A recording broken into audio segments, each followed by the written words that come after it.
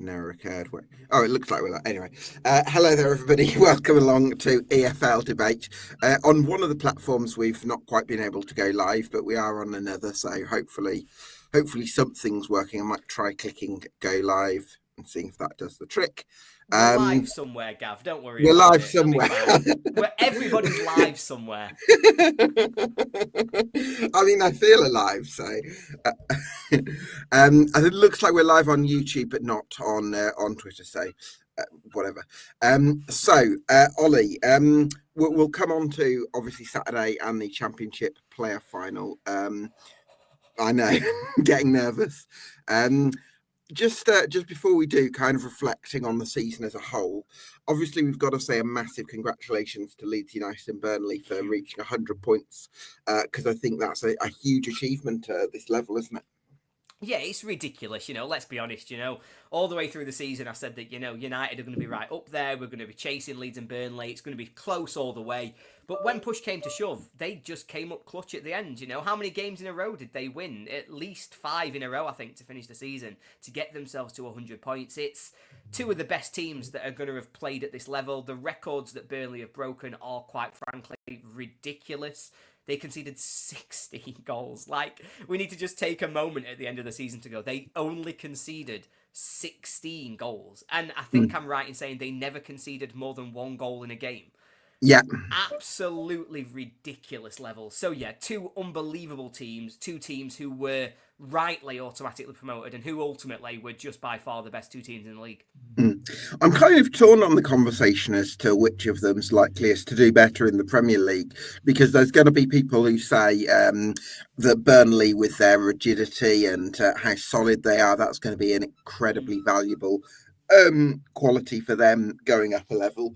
On the other hand, I also think Leeds have possibly a slightly better rounded side, and they've got more in terms of creating chances that could help them as well. Yeah, it's a really interesting debate because I always wonder about what do you want to see from a team in the Premier League that's trying to stay up? Because obviously in the last few years, we've tried a lot of different ways and ultimately they've all failed. Nobody has been able to get it right. When I look at these 2 teams, my risk for Burnley is, what does that defensive unit look like on the first day of the season? Is James Trafford going to go to Newcastle? I think CJ Egan-Riley's contract might be running out, and so they might... Yeah, I think he was going to go to Strasbourg, wasn't he? To Strasbourg, yeah, because obviously as the Chelsea sister club, I think the long-term plan is obviously for him to end up there. And so all of a sudden, that defensive rigidity we've just talked about, how much of that is left? How much are they losing through losing some of those key players? Whereas Leeds are the one hope, I think, of the EFL. I think when we're looking at the Premier League, I think we're not very far away from them proposing rule changes, from them looking at things like 1 up, 1 down, going to an 18-team league. I think they're starting to hear the noise. We're hearing it in journalists already starting to say, this is unsustainable. So I think it's really important we start to think about, we need teams to go up and stay up. I think Leeds have got a great chance. I think they've got the right physical profile, but I think as well, if you cannot concede, you can draw 0-0. But teams in the Premier League don't give you goals very often. You're not just going to be able to walk through them with the ease that Burnley have done this season. So what you need is a really strong attacking unit that can overwhelm teams. And I think there's every chance that Leeds win games 2-1, that Leeds win games 3-2. Whereas the only results I can see for Burnley is a 1-0 win. They'll win 1-0 or they'll lose or draw. Whereas Leeds have got numerous different ways to hurt you, a different way of playing. I don't think they'll do it, but I think they'll get a lot closer than anybody else has in the last few years. So I think Leeds are the ones that I'm putting my hat on and saying, good luck, lads, we need you to do this. I think there's actually a chance both stay up. Who are they catching, is my question. Who are they catching?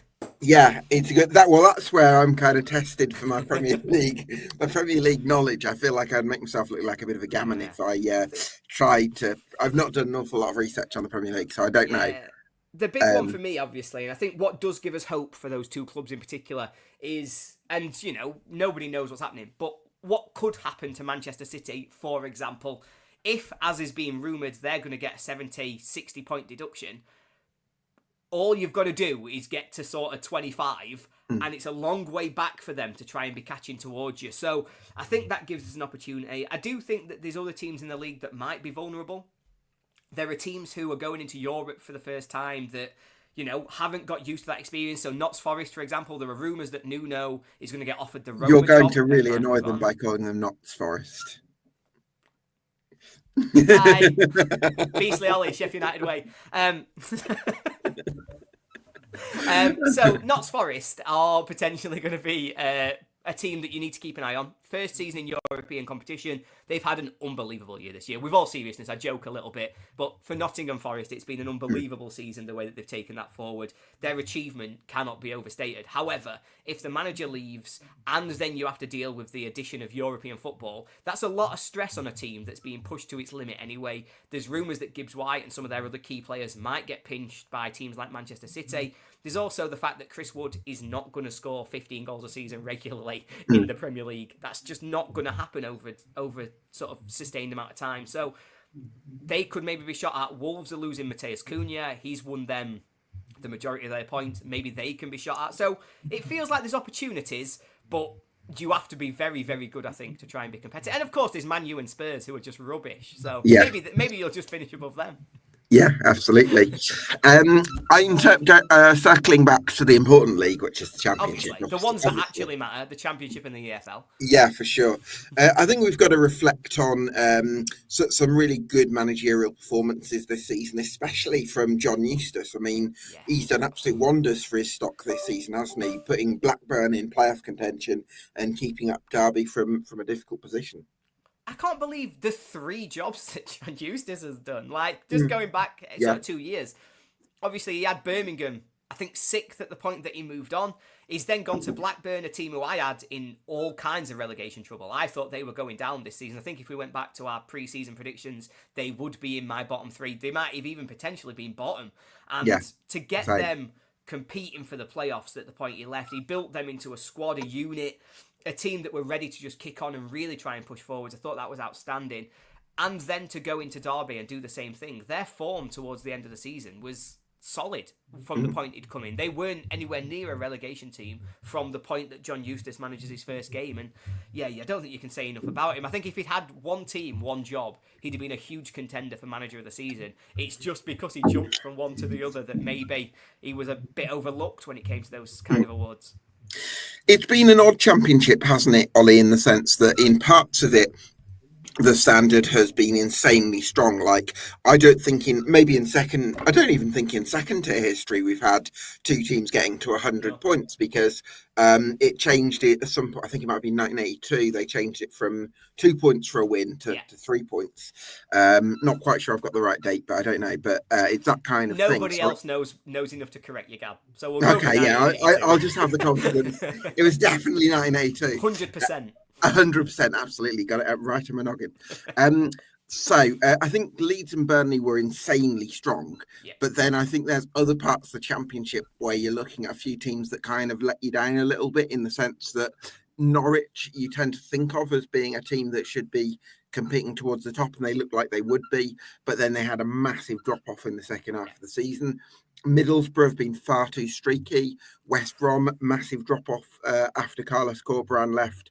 It felt, for those 3 in particular, I would probably pinpoint, we're probably looking for a bit more from them next season. Oh, I mean, don't want to go in too harshly, but I think ultimately it's unacceptable levels of performance from some of those teams. I think Middlesbrough in particular should be really, really disappointed with their performance level this season. We started this season saying they are the best of the rest. We looked at the parachute teams, and then we said Middlesbrough should be the team that are ready to go again, that are going to be in the playoffs, and as a minimum expectation, they'll be 6th. Like, there was no way they'd finish below that. They then started the season, and their performance level was up there. They started the season with really strong performances. They were playing well. They weren't always getting results, but they were playing really well. And as the season went on, they just regressed and regressed and regressed. And by the end of the season, I was kind of saying, I'd bring them on. I'd love to play them. Like, they're rubbish. Because they just seem to have completely lost everything that made them special. And I know they had a really difficult January. Obviously, they sold Latilath, who's a huge loss. Ben Doak picked up that big injury, which basically wiped him out for the season. And they're 2 big players to lose, but they should have found a way to adapt around that. Tommy Conway had a fantastic season. He's not that big a drop-off from where Latilath was.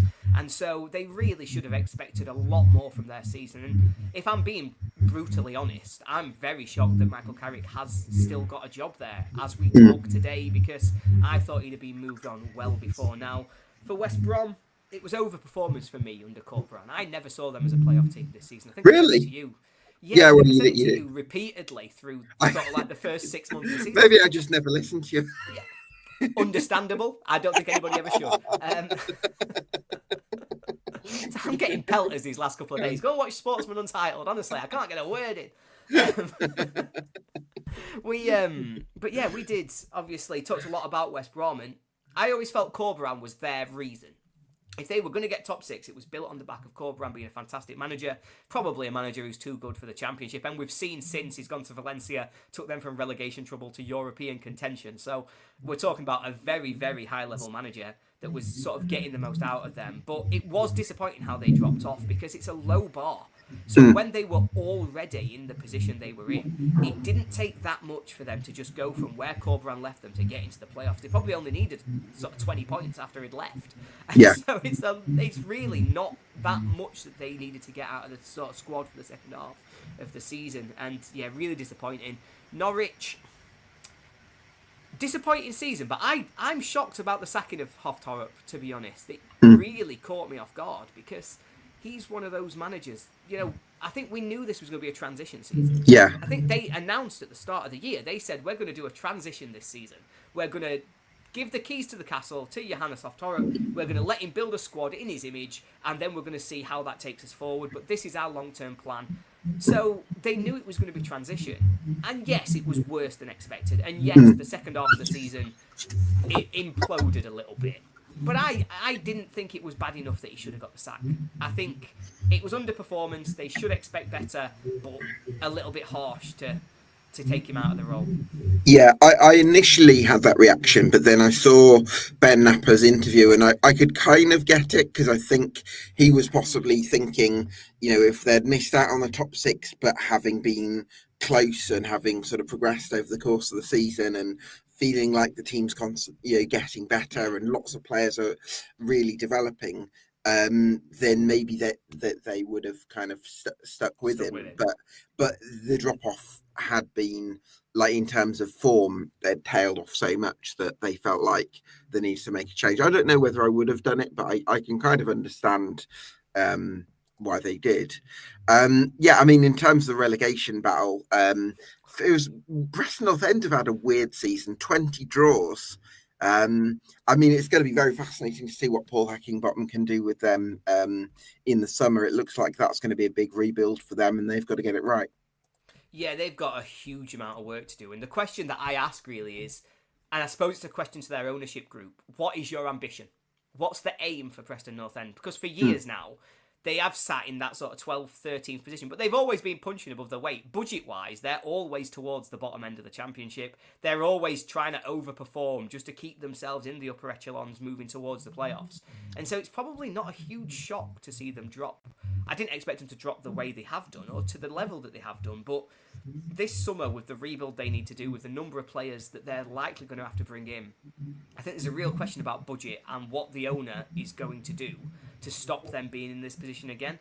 I think what really clouded their season, though, is how they ended it, because their end to the season was arguably, I think they were in the worst form in the division by the time we got towards sort of the end of the season, because they just lost week after week after week, and they went from safe in sort of March to almost relegated. And I think if the season lasts another 2 weeks, they probably do get relegated because of how bad their form was and how much they were struggling towards the end. So yeah, a really big summer, a lot of work to do. But again, I really rate Heckingbottom. He rebuilt United's culture. He rebuilt a squad that had been really struggling. I think he can do it again, but he does need a quick start, because I'm sure they won't be too patient if it continues the way this season's ended. Yeah, for sure. A big drop off towards the end of this season. I think there's a couple of clubs in Stoke and Hull where you would say you would ask some big structural question marks. I think Hull at the moment are showing signs of sort of following what in Watford's shoes, and maybe Watford you'd add to this category, because I Aja Nilagela sacked Liam Rosenior last summer, brought in Tim Volter, proved to be completely the wrong fit. Ruben Selles kept Hull City up Did his from job. a difficult position, which was what was asked of him. I don't know. I think the right decision would have been to stick with Ruben Selles because I think he's a really talented coach, and they need some stability. But now they're going for another change of manager, and now I'm starting to question the whole operation really at Hull. Yeah, I 100% agree. You know, we're talking about a club who had struggled for so long under their previous ownership, and it was really on a sort of run of excitement that they got the new ownership coming in. I think the first season they made some interesting decisions, but everyone kind of said, you know, we can see the investments there, we can see what they're trying to do, give them a little bit of a pass. Then they got it right. They got it absolutely perfectly right with Liam Rosenior, a fantastic manager. I think he was Championship Manager of the Season last year, and he got them right on the edge of the playoffs. I know there'd been a lot of sort of funding. I know they'd brought players like Fabio Carvalho in, which is quite ridiculous in the Championship, but they'd got themselves to a point where, you know, we just talked about teams who might think it's been a really low bar to get into the playoffs. It's been the lowest bar historically, I think, ever to get into the playoffs. Well, one of the teams who really should be kicking themselves and thinking, why didn't we just do a sensible par job? Because we could have had that. Hull have got to be one of those teams because you keep Rosenior over the summer. You let him build for this season. They could very, very easily have found themselves in the playoffs this year. But instead, they chose to blow it up. They chose to try something different. They went for Tim Volter and his sort of patience and his, well, whatever time of football he was trying to play. I don't think he ever quite got it right. And I know, obviously, particularly their home record has been just atrocious. I would have given Selles more time. I really rate him. Obviously, the job he's done at Reading cannot be understated. The turmoil, the explosions, everything that was going on at that club, for him to get them towards the playoffs, to have them stabilised in League One, to have overcome all of that sort of ownership difficulty to a point where they've now got the takeover. So much of that you have to give huge credit to Selles for. So him losing his job at Hull, I think, is just another bad decision and another sort of ridiculous overreaction from the owner, depending on what happens next and where they go next. Because obviously they've been quite ambitious. I know they were talking to Will Still. It looks unlikely he's going to go there. But yeah, maybe he's about to do another masterstroke and find the next Liam Rosenior. But Hull, for me, well, no, there's one team I think who we'll come to later who had a bigger underperformance. But Hull are the second team for me in terms of the implosion and the mess that was created by their owners that have pushed them right down. And they're lucky to still be in the Championship.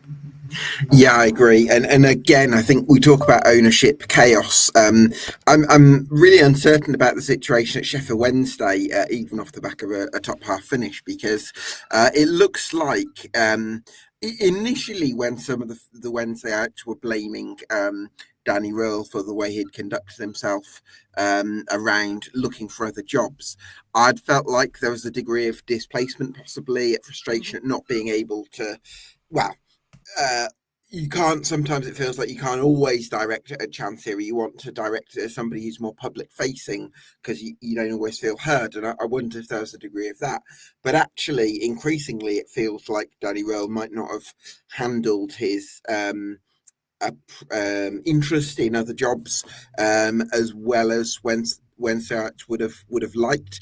And it does make me wonder. I don't know if I think he's possibly burnt a lot of his bridges at Sheffield Wednesday. So now it's like he kind of needs a move to go for him this summer because I don't think it's going to necessarily work so well for him in terms of next season at Hillsborough. No, it's such a bizarre one because, you know, I think one of the things that's really hurt Danny Röhl is because obviously today it sounds like Leipzig have said that they don't want him. Obviously Southampton have looked elsewhere. It looks as though Leicester are going to look elsewhere and they're looking at a different way of trying to get their way out of it. So suddenly those clubs who he almost looked nailed on for the opportunity for do look to have gone away, which suddenly staying at Wednesday looks like it might maybe be his best option. But I think the difficulty there is it became clear so early on in the season that he was hoping to leave. You know, after January, and I understand his managerial frustration that Chansiri hadn't signed in the players he wanted, that they'd not spent the money to really have a go at the playoffs. But, you know, this is progress. This was a big step forward from where they were last season. They weren't in relegation trouble. They were doing well and ticking over. And you'd probably say as a manager, this is part of the natural progression of the plan. Relegation trouble, you stay up. You stabilise in mid-table. Next season, you look towards the playoffs and maybe higher. That's where that development starts to come together. And so for him to have been quite so vocal in being obviously wanting another job, while Wednesday's form just fell off a cliff and they ended the season just really awfully, from sort of the Sheffield derby in March to the end of the season, they might have only won once. I think they've only won 3-4 times at Hillsborough all season. Yeah. It really just... If I was a fan, I'd be quite annoyed at the way that he'd conducted himself. He's a fantastic manager. He's going to go very far in the game, but the way he's conducted himself has made it really difficult. Obviously, there's also a situation that seems to have risen with their star player in Josh Windass, where his dad, Dean Windass, before the final game of the season at Hillsborough, had put out a tweet basically saying Josh is going to play at Hillsborough for the final time. He's leaving Sheffield Wednesday, and almost seemed to be announcing it. Only for a week later, Wednesday, to announce they've triggered a contract extension, so he's staying for another 12 months. And Josh Windass to start tweeting pictures of like hostages and saying that he'd been sort of held against his will almost. So it just feels like a really messy situation for the manager, for the key players. Obviously, Chansiri brings this, and they need a change of ownership. It sounds as though there could be a positive summer, because I know in Sheffield in particular, there seems to be noise every week about Americans and about Simon Jordan's trying to sell them on TalkSport and all that kind of stuff. So maybe there will be one big step forward, but certainly it just feels like a mess, doesn't it? And it wouldn't be too shocking if they continued their downward trajectory into next season if they can't get everything right off the pitch. Yeah, and again, I think it's it sounds odd to say in May, but actually you want the takeover to be happening in March so that you get the wheels in motion for May, June, July, as opposed to having the takeover in May and then it doesn't really impact the summer an awful lot. That's exactly what we said about United last summer, isn't it? You know, we were in the same position where we got to this stage of the season. Everyone said, "Oh, by the way, you're going to get a takeover. Americans are coming in. Brilliant! Can't wait. Yeah, we're going to have a really big summer." The Americans arrived in November, so you've got to try and get the timing of it right so that it really does benefit the club and give you those sort of positive ways forward. Absolutely. In terms of saying goodbye for now to the current bottom three, Cardiff City, well, the current bottom three, it's the finishing bottom three. They probably are the current bottom three, but they're going to be the bottom three for a while yet. Until the fixture release day. So Cardiff City, Plymouth Argyle and Luton Town. I'm intrigued about Luton in terms of League One because they found the last quarter of the season their form has actually picked up a lot and they've just missed out. Quite unlucky to go down with 49 points. So do you feel like Matt Bloomfield's got something there that he could build with? Yeah, I mean, look, they've still got the basis of the squad that won promotion to the Premier League, that was the best of the three teams that got relegated from the Premier League. That spine of that club is still perfectly set up and built. Yes, it's gone wrong this season. They've had bad luck with injuries. Obviously, the form of Adebayo and Morris has basically crippled them from the start of the season because they just couldn't score any goals. And so you can see where those difficulties have come. But they've got both the basis of a squad that is just way too good for League One. They've got sellable assets in players like Tello Asgard, in players like Carlton Morris, who will generate funds for further investment. They've also still got parachute money, so they're going to be a parachute payment team playing in League One. And while a lot of that investment is going to be given to the ground and making sure that they've got everything set up for their long-term sustainable future, which is sensible ownership and is the right thing to do, you've got to think their budget for League One, it won't be Birmingham level, but you'd expect it to be a top-level League One, probably the highest in the division next season. Yeah. And I'd expect Matt Bloomfield as well, having shown that he's started to turn it around, having got a little bit of positive momentum behind him, I think they'll be fine in League One next season. They're the team that I'm least worried about in terms of their long-term prospects, because they'll be back in the Championship before too long, I'm certain of it.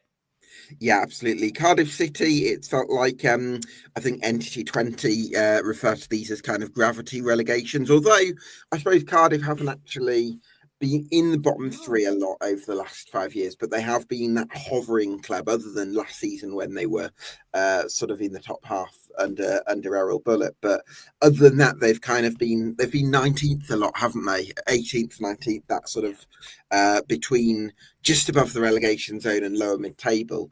But they've had a lot of issues in terms of the operational side and the running of the club, and a lot of those problems have kind of come home to roost this season. just got everything wrong, didn't they, really? And I feel for him a little bit, because I was excited for Cardiff. Again, another one where my pre-season predictions couldn't be more wrong about sort of an incumbent championship team. I had them, I think, pushing towards the top half. I might have had them 11th, something like that, pre-season. Because I liked the business they'd done. It felt like they'd brought in some really talented attacking players. You know, they'd got players like Ruben Colwill as well, who were going to continue their development and sort of continue to shine at championship level. So, yeah, I was excited for their season. So to see it implode the way it has done wasn't on my bingo card. As much as it is a gravity relegation, as much as it is they've sort of found themselves in that kind of presence, I thought they took themselves above it. I thought last season was a really positive start and they were going to kick on from there. But it just all went wrong from the first day, didn't it? Like, Bullock came in and just had an awful start to this season. They were just in a real mess, couldn't get out of it. Rietzer came in. And I think this is another question to the owners of, there was a moment when Omar Rietzer was riding a wave. I think they won his first 3 games, did they? Maybe it was 3 of his first 4, something like that. Yeah. And they had a really good run of form, which had propelled them up the division a little bit. They were starting to settle around mid-table. That's when you're given the job. But the Cardiff fans, no. The owners weren't going to do that. They decided, let's wait a little bit longer. And they dropped off. Their form went back down to sort of what it had been before Rietzer had come in, while they'd still got Bullock. They were moving back towards relegation.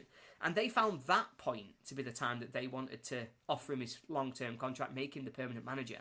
And that just felt bizarre to me. And so I think there was so much off-field uncertainty, it did affect their performances. Rietzer never got it back. From the moment that, you know, that form had started to turn, he never looked like turning it around.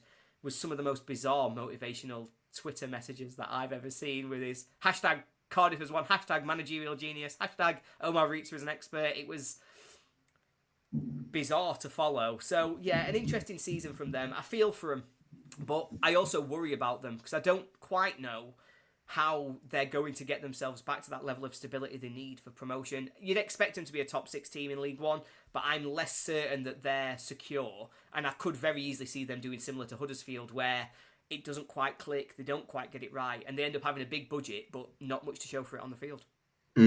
Yeah, and then Plymouth Argyle are another curious one, because when they came up, there was so much faith in all the key people in leadership positions, in Simon Hallett, in Andrew Parkinson, even to an extent Neil Dewsnip at the time, and of course Stephen Schumacher. And all of that faith, for different reasons, has been eroded. And obviously Schumacher left for Stoke a few months into the first season up. Dewsnip's now gone. I think they've appointed a couple of key people off the field as well. So a different sort of, a bit of a rethink in the recruitment strategy. I feel conflicted on this because I definitely think mistakes have been made over the last 2 years.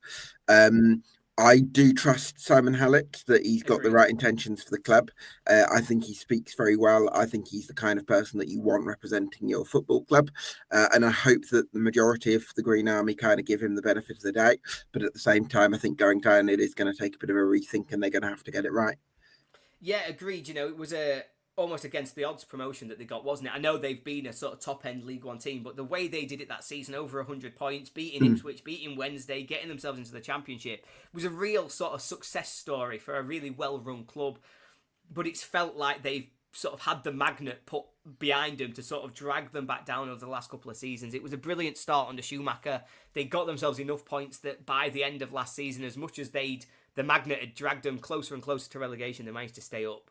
And that's when they needed a moment. They needed Simon Hallett to make the right decision.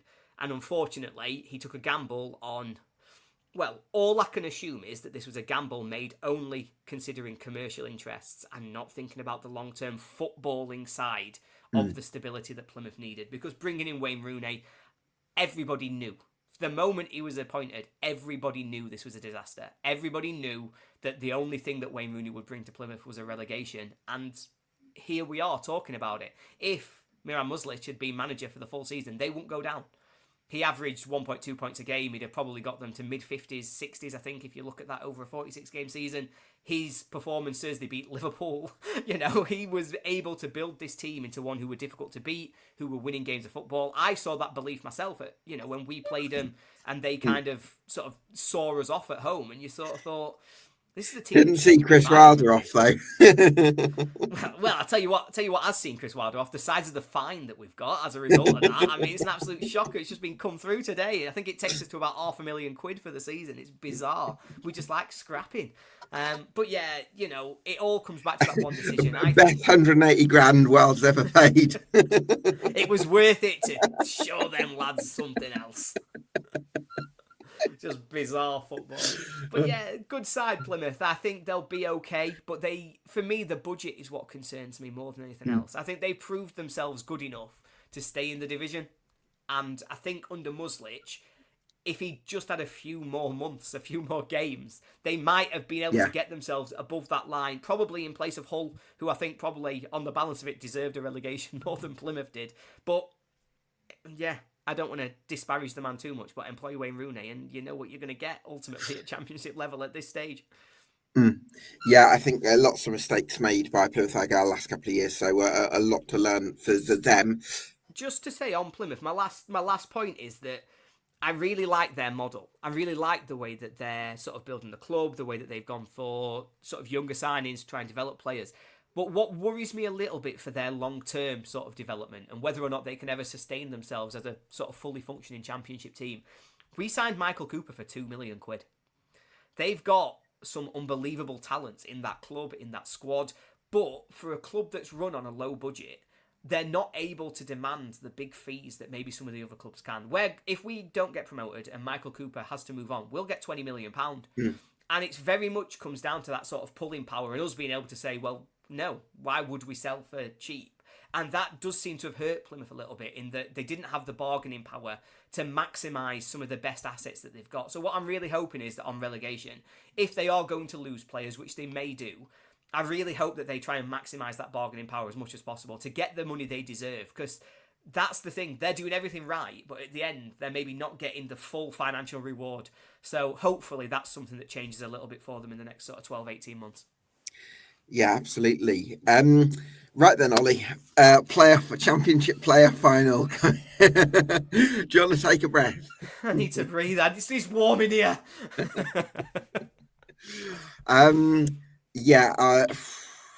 It's I think what we can say from Sheffield United's point of view, first of all, Ollie, is that whatever happens, and it's difficult to detach yourself from the outcome because promotion has always been the aim, but there's been some great work that's been done to go from however few points you got last season to accumulating 92 over a full season. That shows remarkable progress.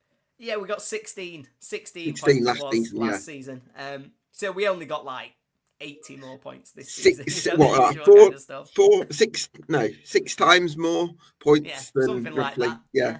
It's not a bad effort, is it, in terms of the progress that you make season on season? Yeah, it's been a massive season of rebuild. You know, at the start of the season, I didn't have us anywhere near the top two. I said 6th, and I think I even said 6th just to try and not look too negative because I'd get slated by my own fans. Like, ultimately, I probably would have had us a little bit lower, maybe talking 8th, 9th, because I thought we needed a full season of rebuild. I didn't think the squad was good enough. I didn't think the players were good enough. I thought that those who maybe did have the talent didn't have the attitude, and they just weren't here for anything other than a paycheck. And so there was a lot of resentment towards the squad, the players, but also just a feeling of trauma and having been bruised by everything that had happened last season. You know, it was embarrassing. If we're being fully honest, it was really embarrassing. And so this season was about reconnecting with the squad, reconnecting with the players, reconnecting with the manager, and being a team that we could be proud of again. And that's the thing that we've achieved more than anything else. Win, lose or draw, whatever happens on Saturday, this has been a Sheffield United team that I can be proud of, that I can celebrate with, that I can cheer about, that I can turn to my friends and go, I love these lads, because they've done everything they can do this season to get us as close as they can. 92 points. I think we've now set the record in the EFL for most points without a promotion. And before anybody comes at me, Sheffield Wednesday did get promoted from League One when they got 96 points. Yes, they won the playoffs, but they did get promoted. So, depending on what happens on Saturday, we'll either be the team who's won the most points to not get promoted, or we'll still be the team, obviously, in the Championship who's won the most points to not get automatic promotion. So, it's been an incredible season. It's been much better than I expected. There's one game left. There is something that feels a little bit unjust in accumulating 92 points and not getting automatic promotion, because I imagine 9 seasons out of 10 you would easily get every other every season other ever season. in Yeah. Championship history, 92 points gets you promoted. Yeah. And in this season you're 10 points off, which is just we're like, miles away. That's the thing. We've got 92. We're not even close. Right, so where was I? Yeah, I mean, do you what would be your, if you had to put a percentage on it, how likely do you think it is that Sheffield United will be lifting the promotion trophy at Wembley? Oh, what a nasty question. I know. What a nasty question, Gavin. I'm a horrible man. Yeah, well, I've always said that. It's a really interesting one because obviously there's so many factors that you have to consider going into it. There is the fact that I've just talked about, United being the best team to ever play in the Championship playoffs. So in terms of points won over a season, in terms of the win in the semi-final, we broke the record by beating Bristol City 6-0. Everything points to United being the best team and the team most ready, most prepared, and who deserve it most over the season to get promoted. But that ain't how football works. Sunderland are a great team on their own merit. Yeah. They finally got some of the players they've been missing all season back fit, with Mundle, with Watson, and that gives them a completely different shape. They're not going to be the team who have to go everything through the centre. Enzo Lefay's not going to be parked out on the left wing doing nothing. Enzo Lefay's going to be in the middle. Mundle or Watson's going to be out on the left. That can hurt anybody in this division. That makes them as good as any team in this division. And actually, until those injuries hit, they were right on the line with United, with Leeds, with Burnley. So there's so many factors to consider. If I was putting a percentage on it, United are favourites. United are rightly the favourites. I would say if we played this game 100 times, United would win it 60 times and Sunderland would win it 40. So I give us a slight edge, but not enough that I'm willing to bet my house on it. Yeah, that makes a lot of sense.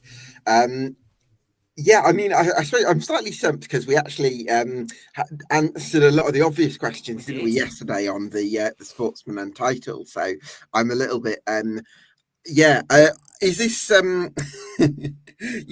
just the nerves? I guess you must just feel so apprehensive about the curse, Gab. That's the big thing for me now. It's the thing that, because I've been really trying hard. Every podcast I do, every show that we've talked about it, even just at home with my mum and dad.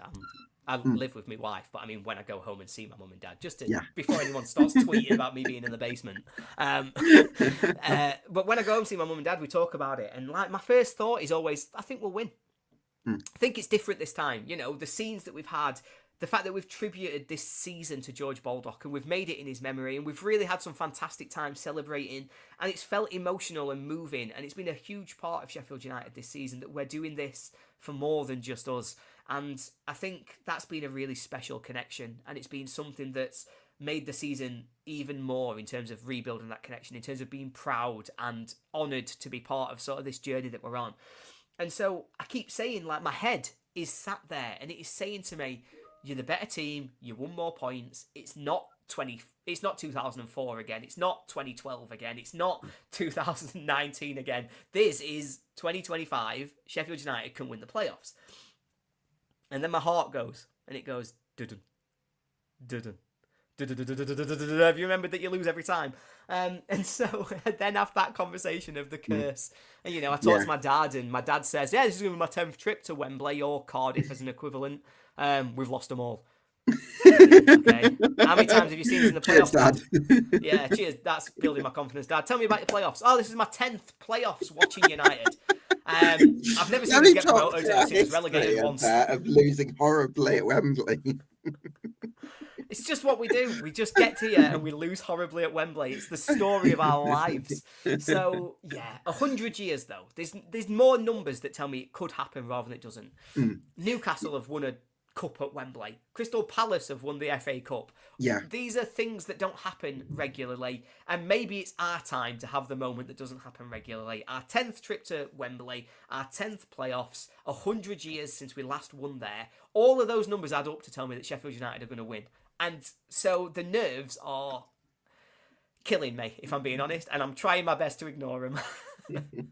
Yeah, it's funny because from a neutral point of view, I I don't really pay much. I don't really put stock into the history, but Curses. I think if you're a fan, you sort of associate. You're hugging the lamp. I'm gonna have to hug the lamp. Take it, uncharge it, and find a port at Wembley so That's you what I'm gonna have to can. do. This, for anybody who knows, this is my anxiety lamp. So when the nerves start piling up, I have to hug my lamp, and I feel better. And so I've just started hugging my anxiety lamp for those Oh, no. listening rather than watching. um, I don't tend to pay much attention to, but I think if you're a fan and you've experienced, we tend to put a lot of stock in our experiences, and we think that it's going to be the same when actually it isn't. It's completely different players. It's completely different. And look, Sunderland did it, didn't they? You know, they had a record as bad as ours. They failed in the playoffs time and time and time again. It was the red and white curse. No team in red and white could ever win the playoffs until they did. And Brentford did it. Then the year after Exeter did it. And then I think a week after Sunderland did it. We don't have the red and white curse anymore. Teams in red and white can win at Wembley. We just need to make sure that this weekend it's the right team in red and white that can win at Wembley. And there was too many W's in that sentence. And I think I said red and white. Red and white, the red and white wizards. Oh, brilliant. Well, Ollie, all I can do, were you, by the way, just before we finish off, were you a bit disappointed in the three of us? I mean, obviously, Johnny, you'd expect to predict. Yeah, Sunderland, I was. but you were a bit like me and Simon both said Sunderland when you'd be like, come on, Sheffield United are the best. Genuinely, we got 92 points. We've been incredible all season. And I've spoken to you, and you said Sunderland are going to win. Spoke to Simon. Simon said Sunderland are going to win. Spoke to Ali Maxwell from Not the Top 20. He said Sunderland were going to win. Like, I'm sat here and I'm thinking, have I missed something? Have I lost my mind? Maybe that's it, though. Maybe we need to go in with that little bit of tempered expectation. Don't expect to win. Just go there to have a good day, to enjoy the moments, and hopefully that's what's going to carry us through. It's not about saying that we will 100% win, because nobody can say that. It's about going there, giving ourselves the best opportunity, and hopefully it being different this time. And maybe everybody else thinking that we're going to lose takes some of that pressure off. Absolutely. Ollie, bet the very best of luck for Wembley. Give that lamp a I'll big keep hug. it close. Exactly, yeah. Can't wait for the final. I know you can't. You can wait. I both can and can't. I can't wait to not have this feeling in my tummy, but I also can't wait for us to not lose. I don't want to lose again. Brilliant stuff. Well, Ollie, it's been such a pleasure to have you on this podcast as my co-host this season. You've been absolutely amazing. Loved it. Yeah, look forward to catching up with you again next season, whether Sheffield United are in the Championship or not. Whether we're here or not, I'll be back to co-host with you, Gab, for as long as you want me. So, yes, a fantastic season. Massively enjoyed it. I think it's been a great season for the Championship with excitement at the top, the bottom, the playoffs. It's a mad league, but it's the best one in the world. So let's just keep covering it. Absolutely. Well said.